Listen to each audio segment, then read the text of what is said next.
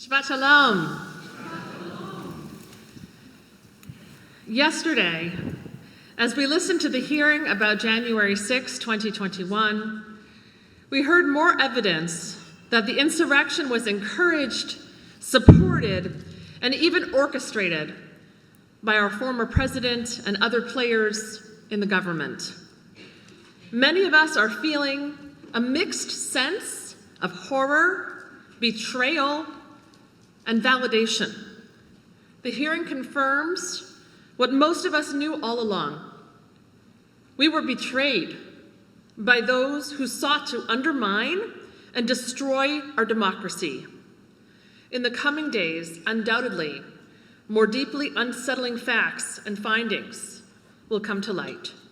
But at this moment, we are struck by how flagrantly and wantonly the truth was corrupted, distorted, and subverted.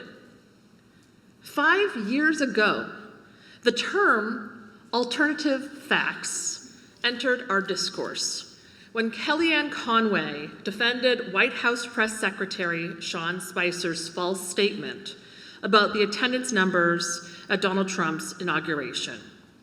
What started as an unfunny joke with no punchline became an accepted reality. Suddenly, the usage of alternative facts became an accepted practice. This was a sign that we had entered a new and very real landscape in which truth was sacrificed for falsehood over and over. Why tell the truth when you can have everything that you want by telling a lie so many times and so loudly that people start to believe you? Perhaps you even believe yourself.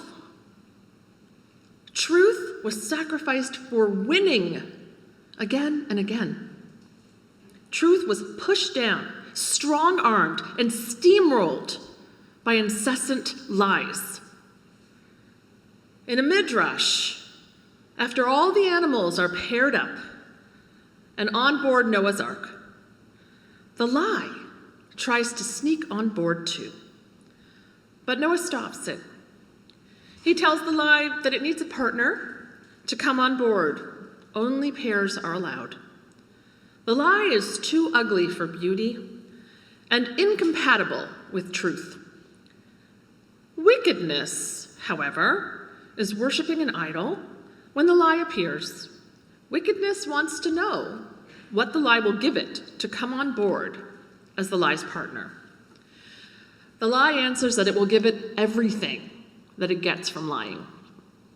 That satisfies wickedness, and they go to Noah, who, now that they are two of a kind, has let them enter the ark.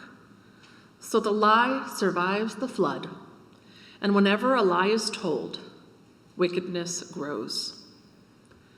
When lies lay at the foundation of society, people fight for the alternative facts that these lies produce, and our world becomes very dangerous. When the lie was told over and over that Biden did not win the election, that it was stolen, it stirred up a kind of rage that was uncontainable, rage that led to destruction. We'll never forget the images of the insurrection, the mob pushing rioters into the Capitol building, the rioter who violated Speaker Pelosi's office, sitting on her chair with his feet up on her desk, the horrifying testimony of the Capitol officer who was violently beaten and doused with tear gas while her fellow officer was killed. In the wake of yesterday's video and testimony, we are learning that the insurrection was even more violent than we realized, and how the insurrection was a direct response to the deliberate barrage of lies that continue to this very day. Our sage Sforno taught, deceiving others deliberately is like stealing people's minds. When you lie, you steal someone's right to the truth. You take away their ability to function in the real world. Your lie forces them to relate to something that is untrue, that never happened, and that changes reality. When you lie, you take away someone else's freedom and power. You are, in effect, stealing their mind. Recently, someone said to me, I try not to lie, because when I do, I have trouble remembering what the truth was to begin with. And over time, the version of what happened and the version of what I said happened get completely blurred. And I no longer know what my authentic experience was. That is what lying has stolen from me. Our sages say that stealing is akin to murder. Lying steals away truth and takes with it the life that would have been lived based on that truth.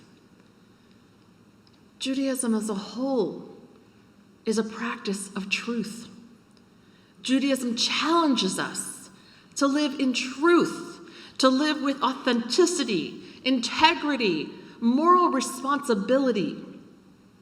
If we exist in a distorted reality, we are destroying every foundation of connection. Without a shared reality based on truth, we can't survive as a society. We find ourselves at a moment of reckoning. The bombardment of alternative facts has severed us. We know what will set us on the right path, living with integrity, authenticity, and moral responsibility. We also know that we have a very long way to go. And that is the truth.